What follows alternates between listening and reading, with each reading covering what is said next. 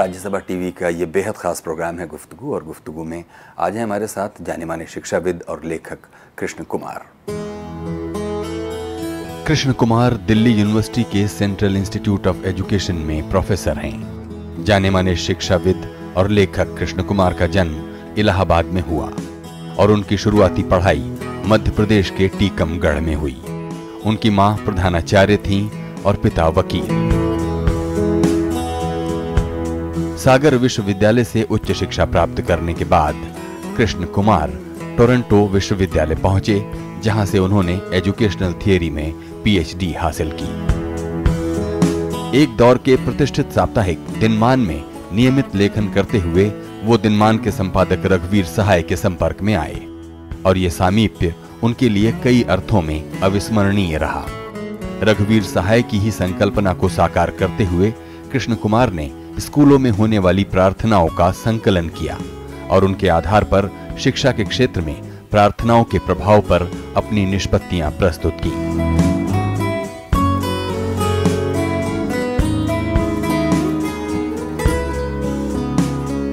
कृष्ण कुमार नियमित रूप से अखबारों, पत्रिकाओं और शोध पत्रों में विचारपरक लेख और टिप्पणियां भी लिखते रहते हैं। उनकी लिखी किताबों में शिक्षा संबंधी निबंधों के अलावा अनेक विषयों पर लिखे निबंध, कहानियां और बच्चों की किताबें भी शामिल हैं। हाल ही में आई उनकी किताबें चूड़ी बाजार में लड़की और पूरियों की गठरी काफी सराही गई है। पद्मश्री से सम्मानित प्रोफेसर कृष्ण कुमार एक प्रखर विचारक, सिद्धांतवेत्ता और कुशल वक्ता हैं। साल 2004 से 2010 के बीच वो एनसीईआरटी के निदेशक भी रहे, जहां नेशनल करिकुलम फ्रेमवर्क में उनकी निर्णायी भूमिका ने शिक्षा के परिदृश्य पर अनेक महत्वपूर्ण चिन्ह छोड़े हैं। लंदन यूनिवर्सिटी के इंस्टीट्यूट ऑफ एजुकेशन ने उन्हें मानद डी लिट से विभूषित किया है।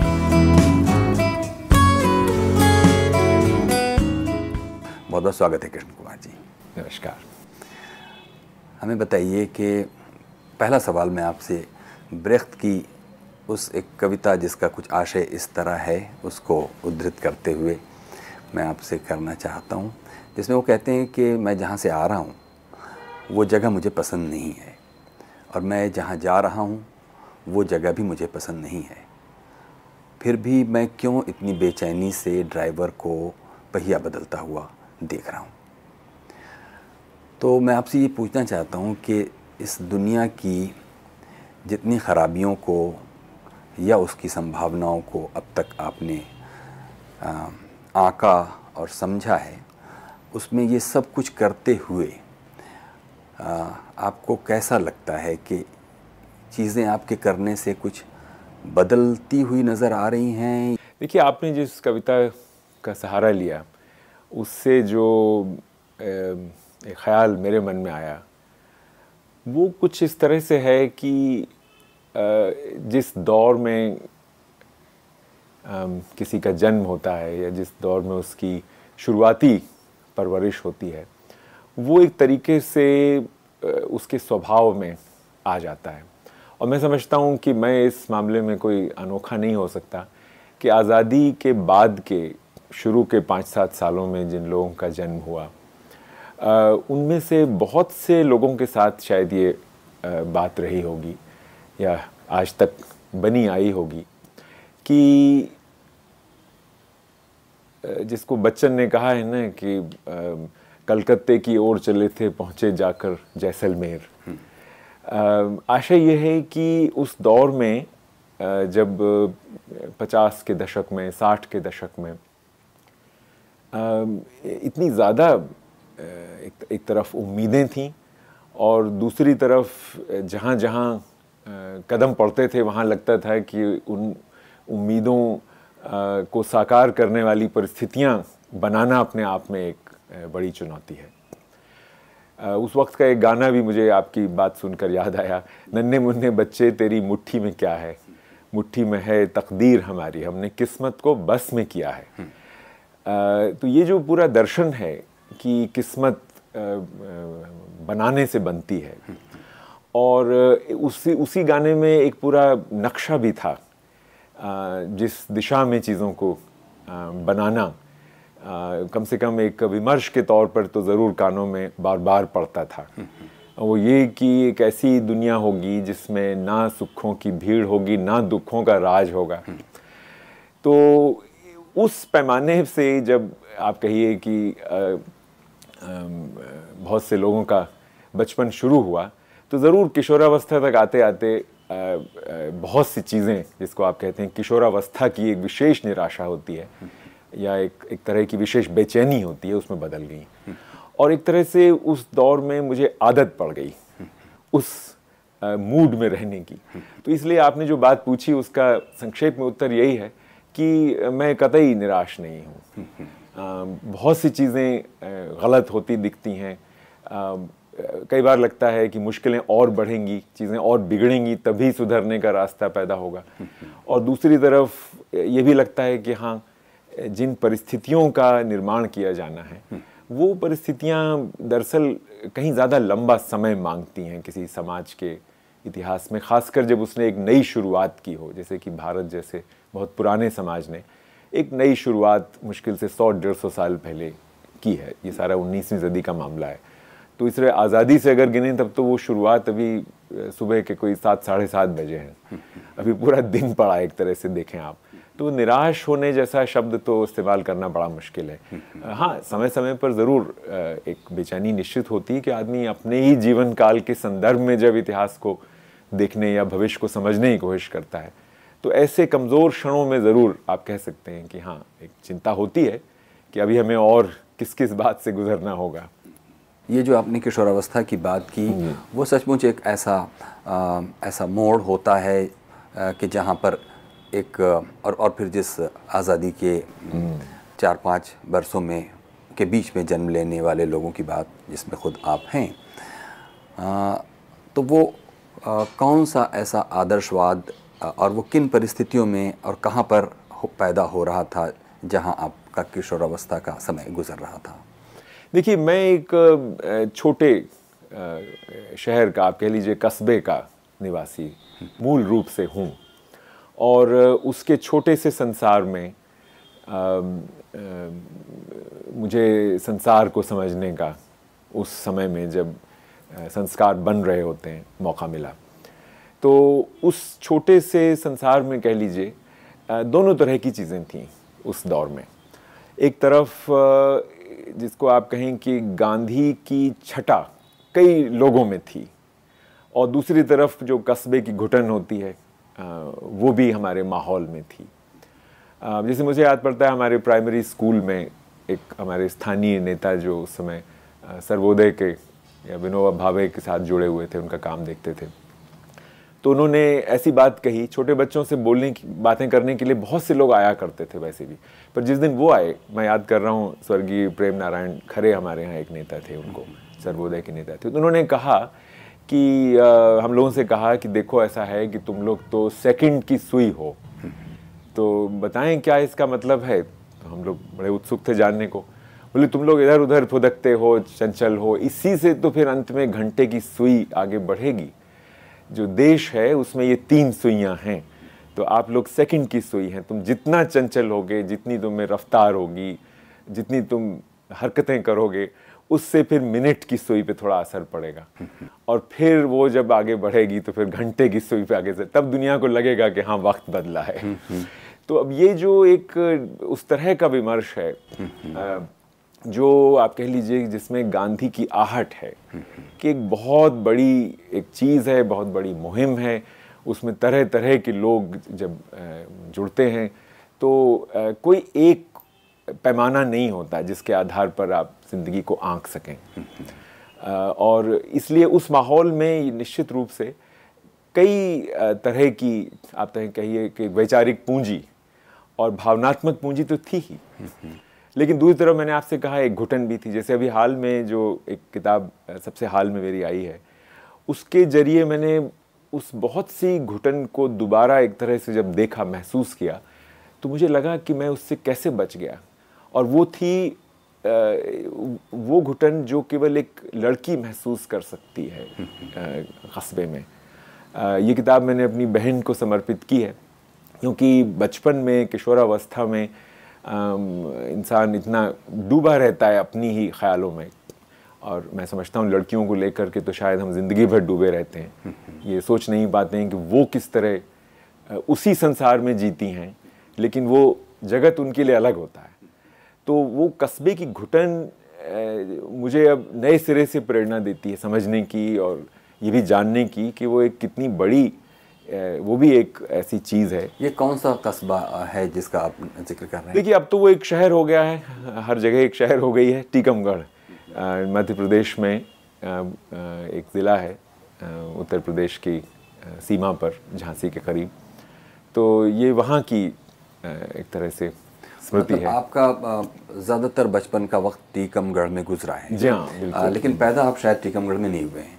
पैदा मैं इलाहाबाद में हुआ, जी हाँ, लेकिन जब मैं बहुत ही छोटा था तो मेरी माँ को इलाहाबाद छोड़ के टीकमगढ़ जाना पड़ा। वहाँ सरकारी नौकरी में थी वो, एक लड़कियों के स्कूल की पहले हेड मिस्ट्रेस थी, फिर प्राचार्य बन गई थी। तो वहीं मेरा ज़्यादातर बचपन वहीं बीता, बचपन और किशोरावस्था। के पिता? मेरे पिताजी वकील थे और वहीं टीकमगढ़ में उन्होंने वकालत की। और आप लोग कितने भाई बहन? बस मेरी एक बहन है, वो मुझसे 5 साल बड़ी हैं। अच्छा। जी हाँ, जिनको ये किताब समर्पित है वो मेरी बड़ी बहन है। तो इस तरह आप इस क्षेत्र में कैसे आए होंगे? अब उस क्षेत्र को जो भी आप नाम देना चाहें, उसमें एक दो तरह की आप कह सकते हैं कि परिस्थितियाँ, प्रेरणाएं, जो भी आप कहें। एक तो क्षेत्र है मेरी भाषा का या लेखन का, जिसको मैंने हमेशा ही अपनी नौकरी के बराबर या नौकरी से ज़्यादा महत्वपूर्ण माना, और उसके लिए तो मैं निश्चित रूप से श्रेय अपने अध्यापकों को दूंगा, जिन्होंने मेरी भाषा पर इतनी मेहनत की और उसको एक लायक बनाया कि वो इस बहुत ही इस दुनिया के जंजाल को व्यक्त करने की कोशिश कर सके। हिंदी मुझे कुछ बहुत अच्छे एक 2 अध्यापकों से पढ़ने का जो अवसर मिला टीकमगढ़ में, वो एक बहुत निराला अनुभव था। और उसके बाद अंग्रेज़ी भी मुझे एक बहुत ही निराले प्रोफेसर से पढ़ने का मौका मिला सागर विश्वविद्यालय में। तो इन अध्यापकों ने मेरी भाषाओं को, मेरी 2 ही भाषाएं हैं, हिंदी और अंग्रेज़ी, उन दोनों को संवारा। और इसलिए जिस आपने पूछा जिस क्षेत्र में आप हैं, तो उसमें तो मैं दरअसल अपने अध्यापकों की ही ये देन है कि मैंने कभी ये महसूस नहीं किया कि कोई ऐसा विचार हो सकता है या कोई ऐसी परिस्थिति हो सकती है जिसको व्यक्त ना किया जा सके। बस मेहनत का सवाल है, और मेहनत से आशय लेखन में एक ही होता है कि आप उसको संवारें, उसका संपादन करते चले जाएं जब तक वो निखर ना जाए, मंज ना जाए। तो उस तरह से देखें आप, तो मुझे 1-2 और लोगों का भी सहारा मिला। जैसे बचपन में मैंने संपादकों का सहारा, जिसको आप कहें, एक पत्रिका हमारे स्कूल में आती थी पुरोधा करके, जो पौंडीचेरी के अरविंद आश्रम से आती थी। उसके संपादक थे रविंद्र जी। किसी वजह से मेरी बिल्कुल ही अटपटी किस्म की रचनाएं जो मैं स्कूल में रहते हुए उनको भेजता था, वो पता नहीं उनको इतनी पसंद क्यों आई कि उन्होंने एकदम मेरी भाषा पर काम करना शुरू कर दिया, और एक तरह का पत्राचार विद्यालय उन्होंने मेरे लिए खोल लिया। आगे चल के मुझे रविंद्र जी के साथ जिस तरह से काम करने को मिला था, उसी तरह रघुवीर सहाय के साथ काम करने को मिला। और नारायण दत्त, जिनका अभी अभी स्वर्गवास हुआ है, जो नवनीत के संपादक थे। तो रघुवीर सहाय और नारायण दत्त में संपादन को लेकर जो दृष्टि थी, वो मुझे कई वर्षों तक उनसे सीखने को मिली। तो इसलिए मैं कहूँगा कि ये लोग मेरे एक तरह से अध्यापक ही थे। और दूसरी बात आप पूछ रहे हैं अगर अध्यापन की, मैं मूलतः एक नौकरी के तौर पर अध्यापक हूँ, और शिक्षा में मेरी खास या एक लेखन के क्षेत्र में कहें आप, तो शिक्षा को ही मैंने अपना लेखन का क्षेत्र बनाया। हालांकि मैं कहानी भी लिखता हूँ और संस्मरण इत्यादि भी लिखता हूँ, लेकिन इस पूरे मामले मुझे लगता है कि मेरी माँ का एक स्कूल की प्राचार्य होना, और एकदम बचपन से मेरा उस स्कूल में इतना ज़्यादा आना जाना होना, उनके ऑफिस को, उनके ऑफिस की ही कह लीजिए आपके एक मेरी खेल भूमि है एक तरह से। जब मैं स्कूल में खुद हूँ, जब कक्षाओं में नहीं हूँ तो मैं उनके ऑफिस में होता था। तो मैंने बहुत सा शिक्षा जगत उनके साथ समझा, और इसलिए जब मैं आगे चल के मुझे जब मैंने शुरू किया शिक्षण, तो कुछ ही वर्षों बाद मुझे लगा कि मैं अंग्रेज़ी का शिक्षक बहुत समय नहीं रह पाऊँगा। शुरुआत मैंने अंग्रेज़ी की व्याख्याता पद से की थी यहाँ किरोड़ीमल कॉलेज में दिल्ली में, लेकिन फिर कुछ वर्ष बाद ही मुझे लगा कि नहीं, मुझे ये जिसको आप शिक्षा शास्त्र कहते हैं इसको अपनाना होगा। और फिर इसकी पढ़ाई मैंने की और अंत में फिर इसमें लिखने का भी मुझे मौका रघुवीर सहाय ने बहुत दिया। दिनमान के जो शुरुआती मेरे वर्ष हैं 70 के दशक के शुरू में, उस दौर में मैं समझता हूँ कि हिंदी की दोनों धाराओं में एक तरफ दिनमान का लेखन जो कि मुझे शिक्षा में और गहराई तक ले गया और नए नए तरह के विषयों पर उन्होंने मुझे लिखने को कहा भी और मेरा लिखना सहा भी, और इतनी खुशी से सहा कि मुझे लगा कि हाँ, ये भी एक मुद्दा है। जैसे कि अब गरीब बच्चे कैसे बिना खिलौनों के खेलते हैं, दिनमान ने इसको अपनी कवर स्टोरी बनाया, तो मुझे लगा कि ये तो एक बिल्कुल नई दुनिया है। या कि स्कूल की प्रार्थनाओं पर मुझसे एक बहुत बड़ा सर्वेक्षण करवाया और फिर 300-400 प्रार्थनाओं का विश्लेषण करवाया, तो उस सबसे शिक्षा में मेरी पैठ बनी, इसके पहले कि मैं उसमें पीएचडी वगैरह करता। और दूसरी तरफ उसी दौर में कहानी का एक आंदोलन हिंदी में जन्म ले रहा था। हालांकि मैं उससे बहुत नहीं जुड़ पाया। कमलेश्वर का जो आंदोलन था, मामूली आदमी की कहानी या उस समय की सारिका, निश्चित रूप से मैं पूरी तरह से उसमें बैठा तो नहीं, क्योंकि उसके पहले ही मैं एक अलग तरह की कहानी लिख रहा था, लेकिन निश्चित रूप से उस माहौल को जीते हुए मेरे ऊपर आप कह सकते हैं कि एक तरह की छाप तो उसकी रही ही। तो इसी तरह मैं श्रेय दूंगा कि ये श्रेय नहीं, मतलब इसको श्रेय कहना ही व्यर्थ है। होता क्या है कि देखिए, जिस भी माहौल में आप जीते रहते हैं वो आप में समा जाता है, तरह तरह से आप उसको व्यक्त करने लगते हैं, आप खुद उस माहौल के प्रतिनिधि बन जाते हैं, आप खुद एक माहौल बन जाते हैं, आप कह लीजिए। तो उस तरह से कहिए तो 70 का दशक मेरा माहौल बन गया। एक तरह का देखेंगे कि एक विशेष सर्किल है जिसकी बात आप भी कई बार करते हैं कि खुद अध्यापक जिन चीज़ों का बैगेज लेकर जैसी उसकी कंडीशनिंग हुई है वो आगे उसको कैरी फॉरवर्ड अपने छात्रों में करता है, और वो छात्र फिर अपने, ऐसे में अगर आप जैसे अपवादों को छोड़ दें और ख़ुद आप ही की प्रस्थापना, जिसमें आप शिक्षा के उद्देश्य के बारे में बात करते हुए या शिक्षा की राजनीति की बात करते हुए समाज में जो जटिलताओं के जो दायरे हैं उनको आप वहाँ से ही निकलता हुआ पाते हैं। जैसी शिक्षा की बुराइयां हैं वो वहाँ परकुलेट करके जाती हैं। ऐसे में सिर्फ अपवाद के रूप में हम पाते हैं कि आप या आप जैसे दूसरे लोग जिनको अपनी माँ से या ऐसे अध्यापकों और ऐसे परिवेश के कारण एक अच्छा अध्यापक बनने का मौका मिला, नहीं तो बाकी सारे लोग उसी विशेष सर्किल का हिस्सा हैं। क्या कहते हैं आप इसमें? देखिए, मैं सोचता हूँ कि हम लोग आज जिस परिस्थिति में हैं उसमें हम बहुत कुछ भूल गए हैं। जिन दशकों को हम याद कर रहे हैं उन दशकों में अभी अध्यापन का पेशा इतना लहूलुहान नहीं हुआ था जितना वो आज दिखाई देता है। आज तो ऐसा लगता है कि जैसे एक मुहिम चल पड़ी है भारत के समाज में अध्यापक को बदनाम करने की, और जैसे शिक्षा व्यवस्था के खोखलेपन, उसके औपनिवेशिक चरित्र इत्यादि से किसी को आपत्ति नहीं हो सकती है या कोई असहमति नहीं हो सकती। लेकिन जहाँ तक अध्यापन के पेशे का सवाल है, इस पेशे में ये एक नया दौर है कि नया जो उभरता हुआ नवधनिक मध्य वर्ग है वो अध्यापन को एक बिल्कुल एक नाचीज़ एक जगह देता है, और पूरी व्यवस्था भी उससे लड़ रही है एक तरह से। मैंने अभी हाल में एक लेख भी लिखा है कि भारत दरअसल एक तरह का युद्ध लड़ रहा है जिसमें राज्य बिल्कुल सेनापति की भूमिका में है, और ये युद्ध अध्यापक से लड़ा जा रहा है, उसके पेशे से, उसकी अस्मिता से, उसके काम से। और इसमें बहुत तरह की शक्तियाँ, जिनमें से कुछ शक्तियाँ एक तरह से आप कह सकते हैं कि जिसको आजकल बोलते हैं वैश्वीकरण, उसकी शक्तियाँ भी हैं, लेकिन स्वयं भारत के भीतर बहुत सी शक्तियाँ अब सक्रिय हैं। लेकिन ये स्थिति जिसको आप आज एक अपवाद स्वरूप बोल रहे हैं अध्यापकों की, ये स्थिति आज़ादी के आंदोलन के पहले और आज़ादी के आ जाने के बाद कम से कम 20-30 साल तक नहीं थी।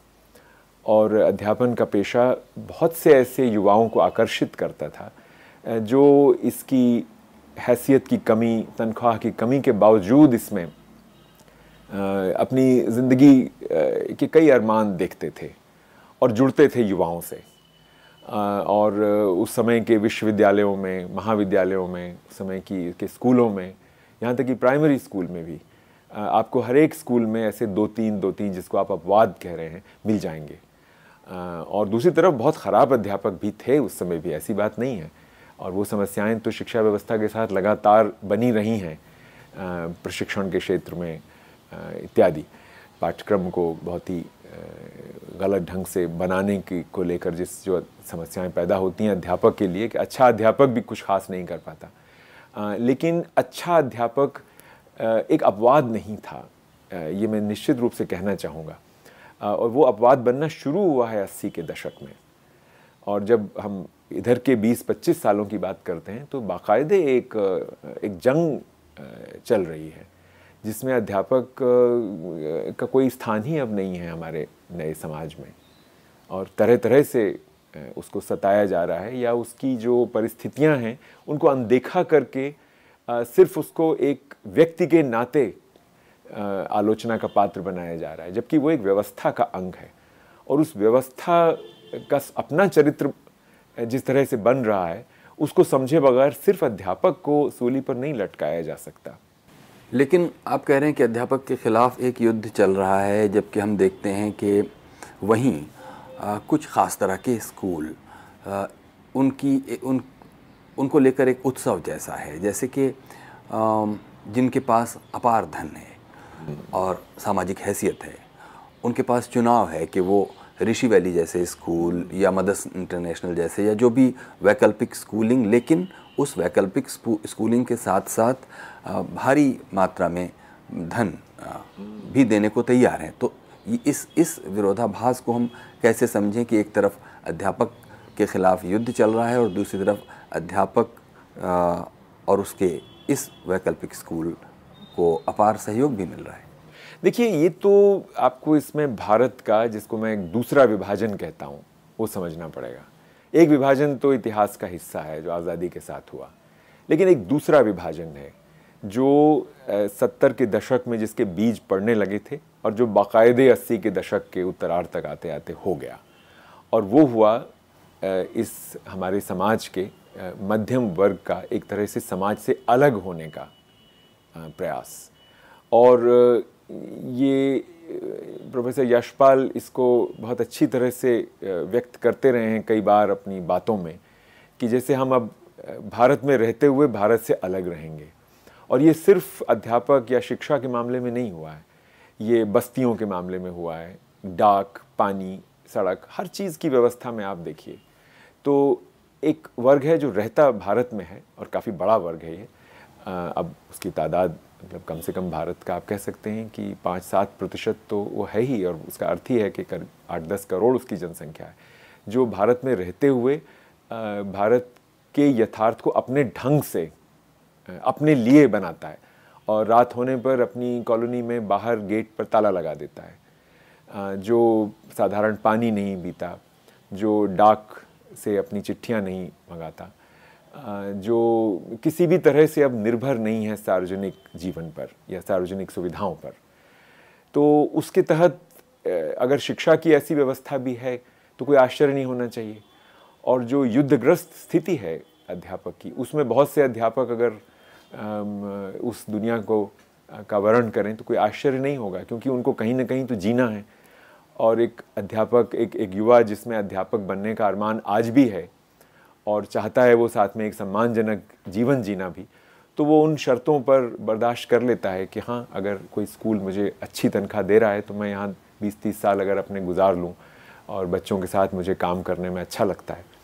तो जिनको आप कह रहे हैं वैकल्पिक स्कूल, या वैकल्पिक स्कूल तो फिर भी एक अच्छा शब्द है, लेकिन इस समय तो बाकायदे किलेबंद स्कूल हैं, जिसे अब नई जो इसको आप चेन स्कूल्स कहते हैं, जो कि नए स्कूल खुल रहे हैं, 100-100, 200 की चेन्स हैं पूरे देश में उनकी। तो वो अपने आप को पूरी तरह से एक फ्रेंचाइज के रूप में प्रसारित करते हैं, एक ब्रांड है उनका। और उसमें अध्यापक को भी एक उनकी चीज़ की तरह से उसकी तस्वीर छापी जाती है कि हमारे यहाँ ये अध्यापक हैं, और विज्ञापन उसका दिया जाता है। तो अध्यापक को ये सब बर्दाश्त करना पड़ रहा है क्योंकि उसको भी जीना है।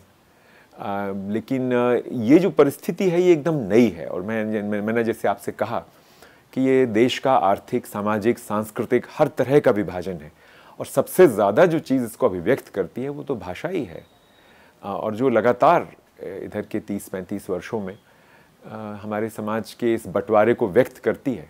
इस समय जहाँ आप बैठे हुए हैं ये इलाका दरियागंज के उत्तर में है। अगर आप दरियागंज के दक्षिण में चले जाएं तो फिर आपके लिए हिंदी की किताब ख़रीदना भी दूभर हो जाएगा। आप फ्लिपकार्ट से ही खरीद पाएंगे, या हिंदी की कोई पत्रिका भी आपको खान मार्केट से लेकर साकेत तक, गुड़गांव तक कहीं नहीं मिलेगी अगर आप खरीदना चाहेंगे। अंतिम मौका आपके पास तभी है जब आप कश्मीरी गेट से गुजर रहे हों या दरियागंज पहुंचने से पहले ख़रीद लें। तो इस शहर का बंटवारा देखें, या अगर आप इस तरह किसी भी शहर का बंटवारा देखें कि कहाँ कहाँ आप किस भाषा में बात कर सकते हैं, किस भाषा में लोग आपको सुन पाएंगे, समझ पाएंगे, तो इससे बड़ा क्या प्रतीक हो सकता है, क्या प्रमाण हो सकता है। तो इसी संदर्भ में शिक्षा को देखना चाहिए, क्योंकि शिक्षा कोई अलग से उगने वाला फूल नहीं है, वो इसी आबोहवा में खिल रहा है। तो चाहे वो शिक्षा हो, चाहे वो भाषा का सवाल हो, और अध्यापक के सामने जो आपने चुनौतियाँ बताई अध्यापन के सामने, इन सब चीज़ों पर हम लोग बातचीत जारी रखेंगे। बहुत ही दिलचस्प है बातों का ये सिलसिला। अभी प्रोग्राम के इस हिस्से में हम दर्शकों से इजाज़त लेते हैं। कृष्ण कुमार के साथ बातों का ये सिलसिला जारी है। बातचीत का अगला हिस्सा देखिए अगले प्रोग्राम में। कुछ कहना चाहते हो तो हमें लिखिए feedback.rstv@gmail.com पर। जैसे मुझे याद है 1968 में मैं कभी दिल्ली तब तक नहीं आया था, लेकिन राग दरबारी एक किताब आई, और मुझे समझता हूँ कि पूरी हिंदी पट्टी में न मालूम कितने लोगों को ऐसा लगा कि ये वो किताब है जो हमारी बात कह रही है, और इसलिए वो रुचि का विषय बन गई, सबको पसंद आने लगी। लगा कि इसको जिस आदमी ने नहीं पढ़ा उससे बात कैसे की जाए, जिसने इस तरह के वाक्य नहीं पढ़े। जो थोड़ी देर पहले आपके एक प्रश्न से मुझे याद आ रहा था कि उसमें एक पात्र दूसरे से कहता है कि जब से तुम पढ़ लिख गए हो, पढ़े लिखों जैसी बातें करने लगे हो। आज तक ये वाक्य मुझे अपने छात्रों के साथ बात करते हुए बड़ी मदद करता है कि किस तरह श्रीलाल शुक्ल ने ऐसी अनेक चीज़ों को उस किताब में व्यक्त किया।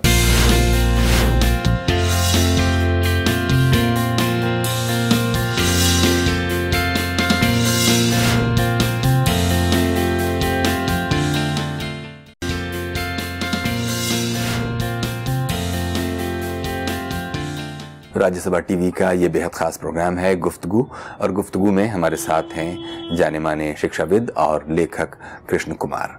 कृष्ण कुमार के साथ बातचीत के पिछले हिस्से में आपने देखा जो उभरता हुआ नवधनिक मध्य वर्ग है वो अध्यापन को एक बिल्कुल एक नाचीज एक जगह देता है, और पूरी व्यवस्था भी उससे लड़ रही है एक तरह से। मैंने अभी हाल में एक लेख भी लिखा है कि भारत दरअसल एक तरह का युद्ध लड़ रहा है, जिसमें राज्य बिल्कुल सेनापति की भूमिका में है, और ये युद्ध अध्यापक से लड़ा जा रहा है, उसके पेशे से, उसकी अस्मिता से, उसके काम से।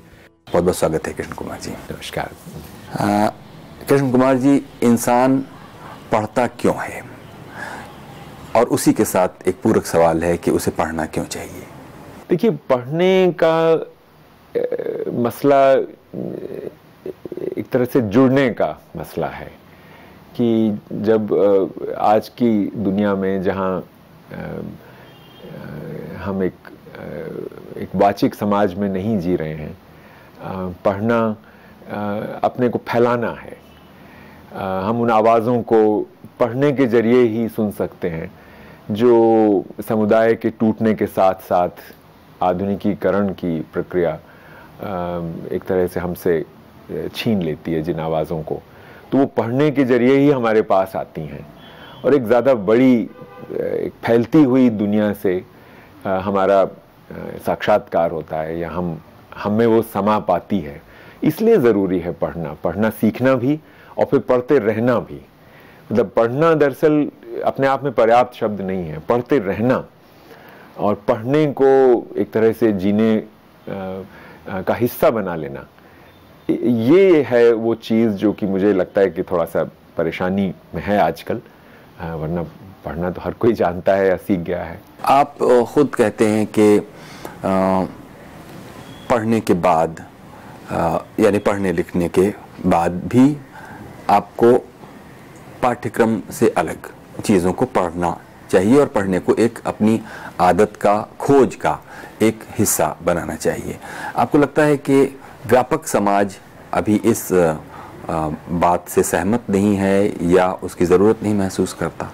नहीं, मुझे ऐसा नहीं लगता। मुझे लगता है कि हमारे जहाँ तक हिंदी भाषी समाज का सवाल है, इसमें समस्या दरअसल कुछ और है और कुछ और हो गई है कि किताबों का दायरा वैसे ही बहुत विस्तृत नहीं था, लेकिन वो घटा है और किताबों की पहुंच घटी है। सार्वजनिक पुस्तकालय जो मेरे जैसे छोटे ज़िले में भी सक्रिय एक ज़माने में थे, वो जिसको आप विकास कहते हैं, उस धारा में बिल्कुल वो हाशिए पे चले गए हैं और पुस्तकालय आज सरकार की नीतियों में भी कोई महत्व नहीं रखता, यहाँ तक कि इस राजधानी दिल्ली में भी महत्व नहीं रखता। छोटे शहरों की तो बात छोड़ दीजिए।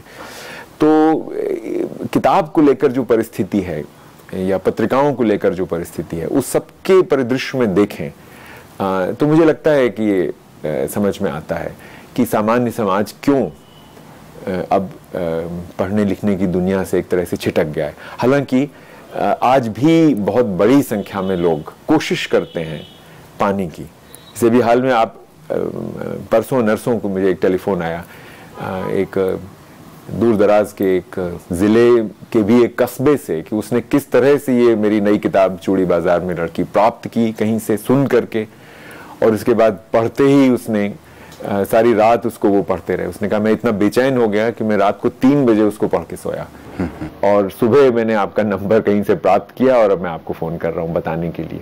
तो आश्चर्य होता है कि कहाँ से लोग पढ़ने को भी एक तरह का संघर्ष बना लेते हैं।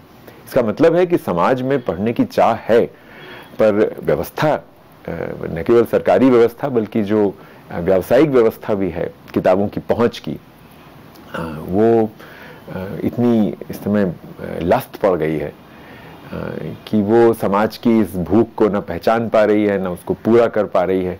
और मेरे अनुसार ये भी एक ऐसी परिस्थिति है जिसका जो कोई अनिवार्य नहीं थी, अपरिहार्य नहीं थी, ये बनी है। और ये जाहिर है इधर के दौर में ही बनी है, ये कोई बहुत पुरानी परिस्थिति नहीं है।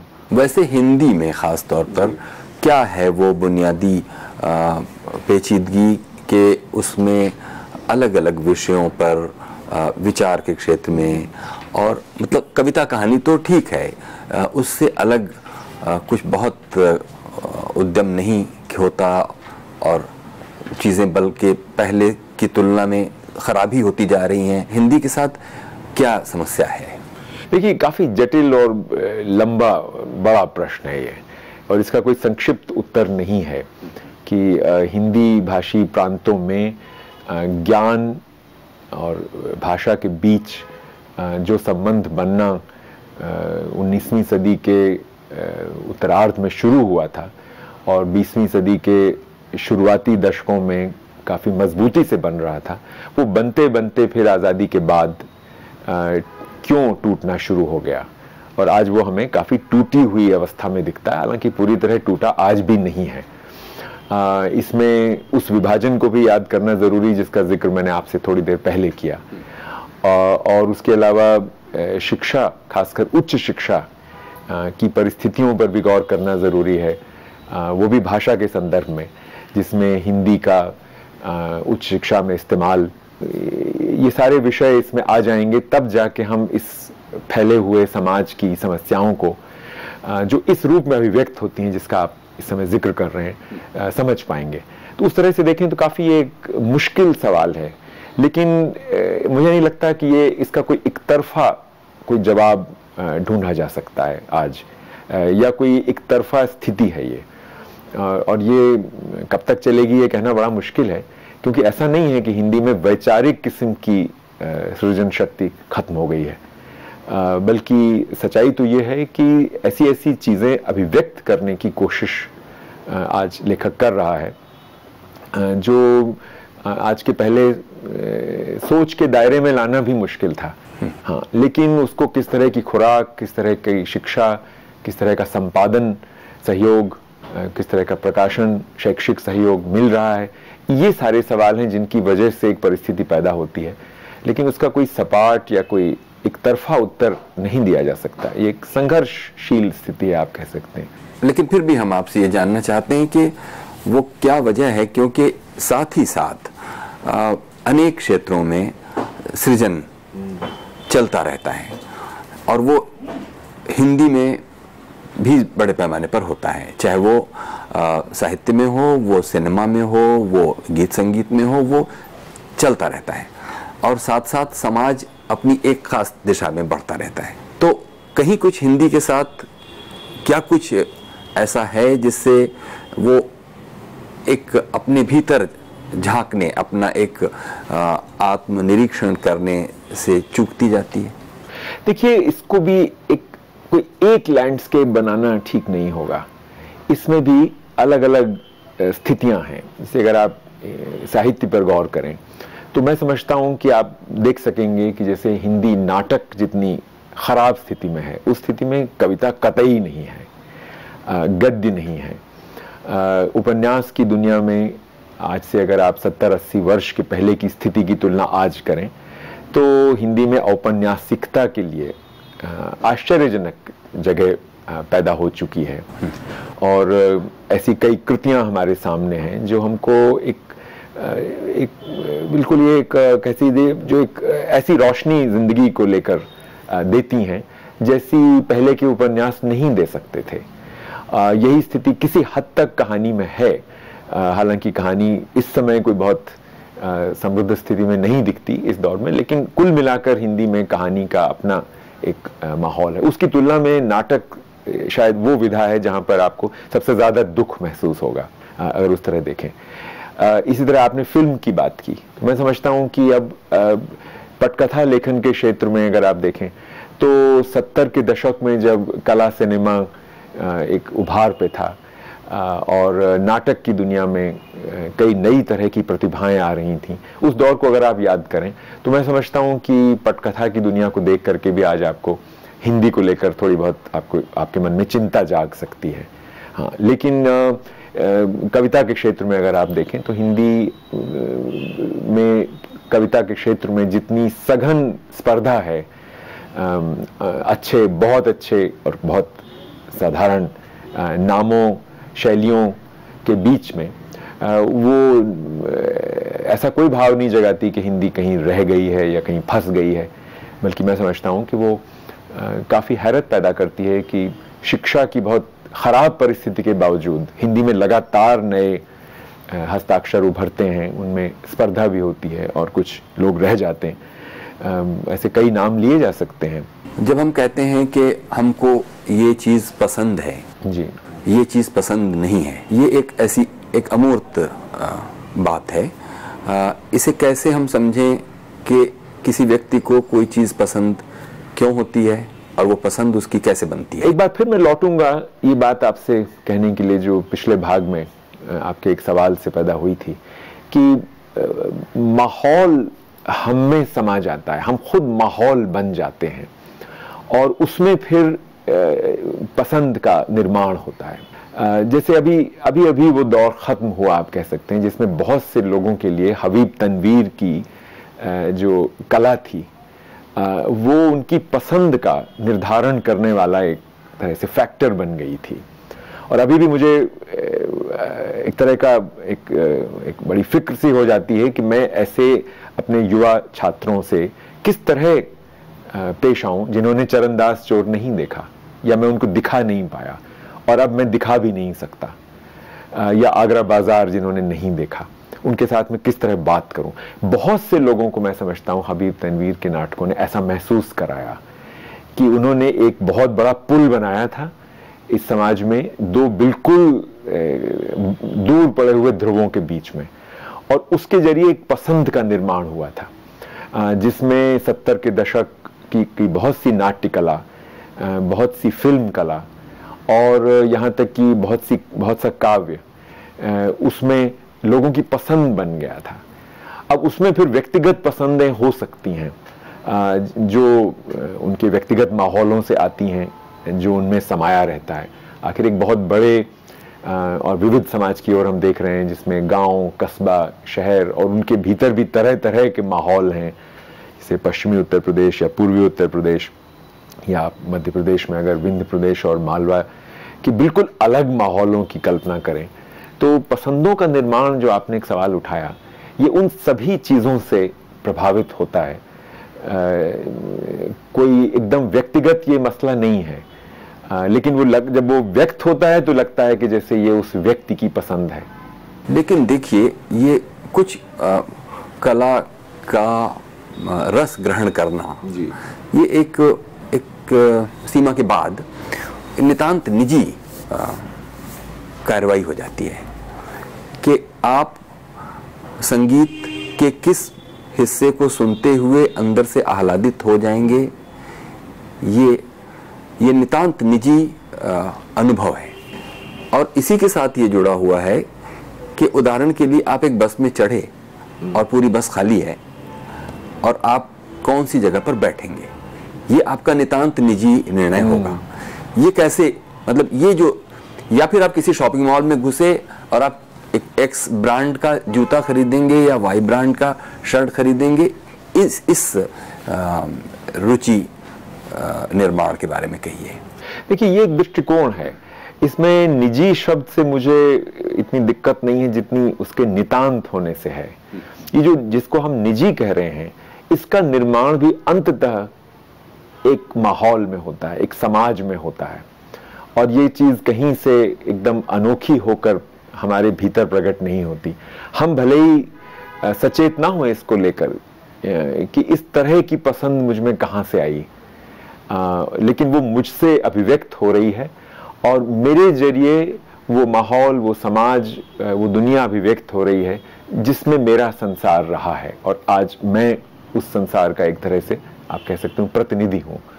तो उस अर्थ में देखें, इसीलिए हमें दिखाई देता है कि बहुत से लोगों को एक चीज एक वक्त में पसंद आती है। क्यों रुचि भी एक सामान्य रुचि बन जाती है किसी समय में, ये सवाल अगर मैं आपसे पूछूं तो मुझे लगता है कि आपको नितांत शब्द पर विचार करना पड़ेगा कि क्या रुचियों का एक गुच्छा अगर बनता है और वो बहुत से लोगों में दिखाई देती है उस दौर में, बहुत से लोग उस फिल्म को देखना शुरू कर देते हैं, जाते हैं देखने के लिए, कैसे होता है ये? वो तो मेरा ख्याल है रेजिमेंटेशन से होता होगा।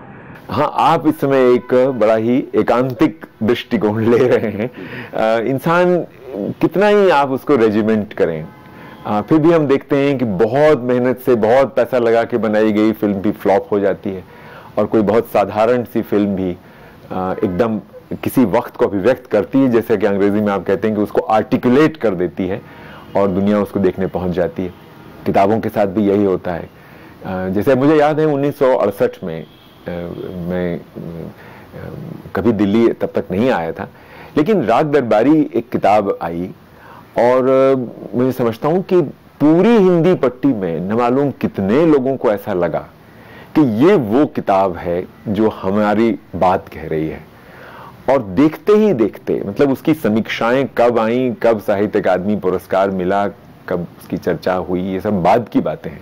छोटी छोटी जगहों पर वो किताब पहुंच गई, क्योंकि वो एक पहले से बनी हुई एक मानसिक स्थिति को आर्टिकुलेट करती थी वो किताब, और इसलिए वो रुचि का विषय बन गई, सबको पसंद आने लगी। लगा कि इसको जिस आदमी ने नहीं पढ़ा उससे बात कैसे की जाए, जिसने इस तरह के वाक्य नहीं पढ़े।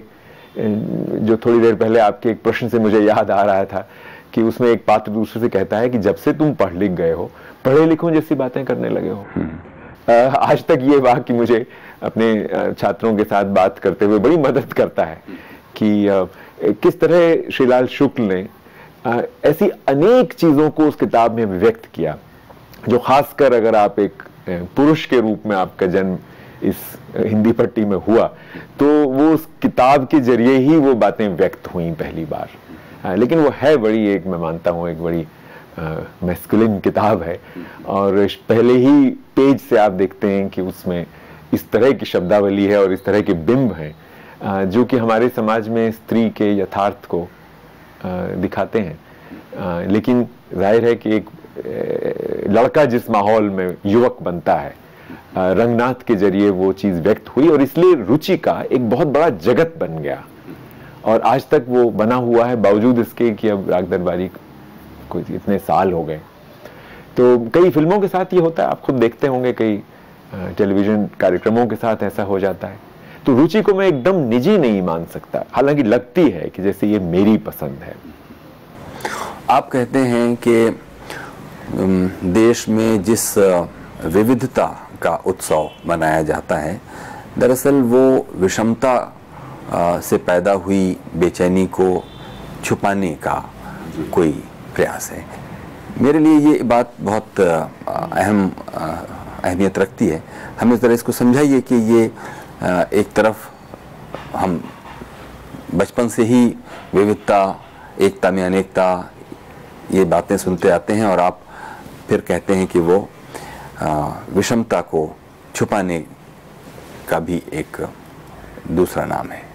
आपने बहुत एक कह लीजिए आप एक बड़ा गहरा किस्म का ये एक प्रश्न है कि ये दोनों शब्द जिस तरीके से इस्तेमाल हुए हैं उनमें जो बहुत बड़ा अंतर है वो एक तरह से छिप गया है, क्योंकि विषमता दरअसल एक दर्द पैदा करती है,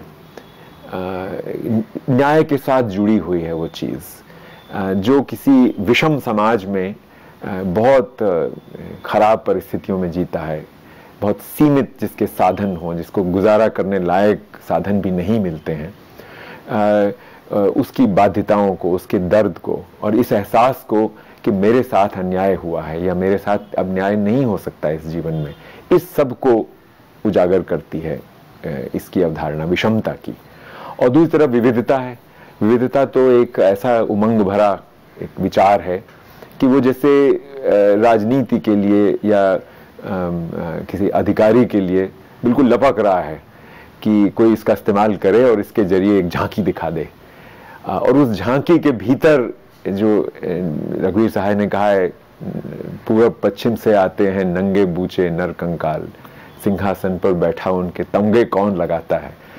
तो ये जो एक एहसास है कि इसी समाज में इतनी भूख है, लाचारी है, कुपोषण है कि आप बचपन भी पूरा नहीं बिता सकते, इतनी बड़ी संख्या में बच्चे आज भी मरते हैं, और मेरे बचपन में तो बहुत बड़ी संख्या में मरते थे। इस सब को एक तरह से ये झांकी छिपा लेती है, क्योंकि विविधता है ही एक झांकी, और ये सच है कि उसमें भी एक सच्चाई तो है ही, आखिर भारत एक विविध देश है, लेकिन झांकी का रूपक ही इसको व्यक्त कर सकता है।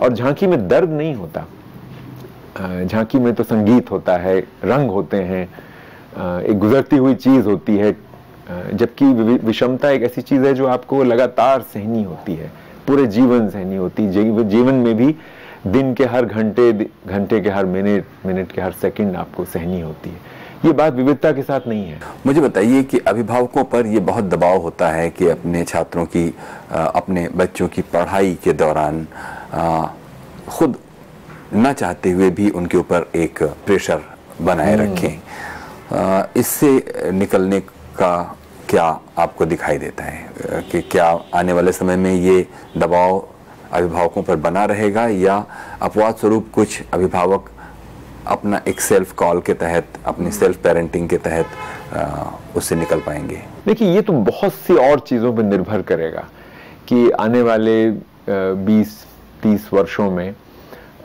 हिंदुस्तान किस तरीके से अपने को व्यक्त कर पाता है, और जिस एक ताबड़तोड़ किस्म की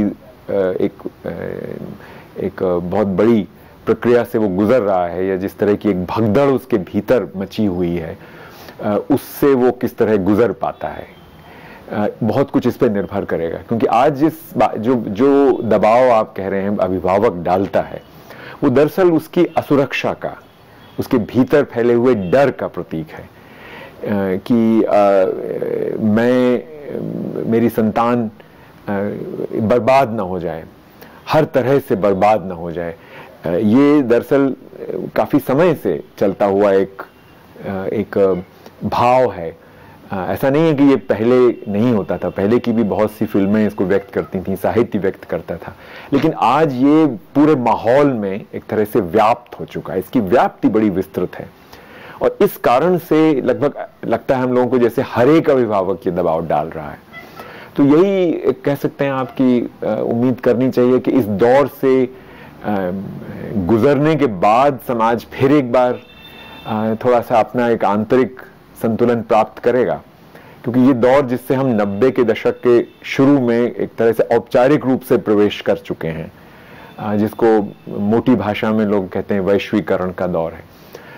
दरअसल ये एक कहीं लंबा दौर है जो बड़े सघन उससे गुजर रहा है इस वक्त। तो मैं नहीं समझता कि ये कोई हमेशा चल सकता है। तो ये दबाव निश्चित रूप से आज एक बहुत बड़ी सांस्कृतिक परिघटना के रूप में दिखाई दे रहा है, इसमें कोई शक नहीं। और इसीलिए बच्चे शिक्षा इस कदर आप कह सकते हैं परेशानी में हैं, ये पूरे क्षेत्र हमारे समाज के लिए। और कोई नीति नहीं दिखाई देती, लगता है कि अनीति का या एक नीतिहीनता का राज्य है शिक्षा के जगत में। लेकिन इतना एक पुराना समाज है, तरह तरह से अपने को पहचान रहा है। बहुत सी चीज़ें जो 19वीं सदी में शुरू हुई थी वो अब जा कर के किसी अंजाम तक पहुंच रही हैं। फिर उस अंजाम से गुजरने के बाद फिर वो एक नई एक कोशिश शुरू होगी फिर से एक नई पहचान के लिए। तो इस संबंध में मुझे लगता नहीं कि ये कोई बहुत छोटा दौर सिद्ध होगा, लेकिन ये स्थायी भाव होगा ये तो कतई नहीं कहा जा सकता। जी, और बिल्कुल आखिर में आपसे पूछेंगे कृष्ण कुमार जी कि अपनी पेशागत कार्रवाइयों को करते हुए वो कौन सी ऐसी अलग चीज़ें हैं जो आपको बहुत आकर्षित करती हैं, जिन पर आप बड़ी ललक के साथ देखते हैं और उनसे उम्मीद रखते हैं अपनी दैनंदिन कामों से अलग? देखिए, एक तो है यात्रा। मुझे दिल्ली से निकलना या छुट्टी मनाने के लिए या यूं ही यात्रा करना बहुत पसंद है। हमेशा ही मुझे यात्रा बड़ा सुकून देती है। और जब भी मैं लौट के आता हूँ, जैसे कल ही मैं लौट के आया हूँ एक दिन की यात्रा से, तो इसीलिए आपसे इतनी बातें इतने इत्मीनान से कर पा रहा हूँ। और हमेशा ही अब ये 10 दिन बाद मुझे 10-15 दिन के लिए जाना है, तो उसका एहसास ही मुझे बड़ा उत्साह से भर देता है। क्योंकि यात्रा के पहले जो एक तरह से समेटना पड़ता है जिंदगी को, कि हम यात्रा के दौरान क्या क्या कर पाएंगे अगर हम ठीक से उसकी तैयारी कर पाए, उससे भी मुझे बड़ा उत्साह मिलता है। और जो यात्रा हो चुकी है उसको याद करके भी मिलता है। और मैंने यात्रा संस्मरण भी कई, इसीलिए पहले मैं लिखता था, अब तो व्यवस्थित रूप से नहीं लिख रहा हूँ बहुत समय से, लेकिन ये उन चीज़ों में से एक है जिनकी ओर आप इशारा कर रहे हैं। बहुत बहुत शुक्रिया कृष्ण कुमार जी, आपने हमारे इतना वक्त दिया। बहुत शुक्रिया। ये थे जाने माने शिक्षाविद और लेखक कृष्ण कुमार। कुछ कहना चाहते हो प्रोग्राम के बारे में तो हमें लिखिए feedback.rstv@gmail.com पर।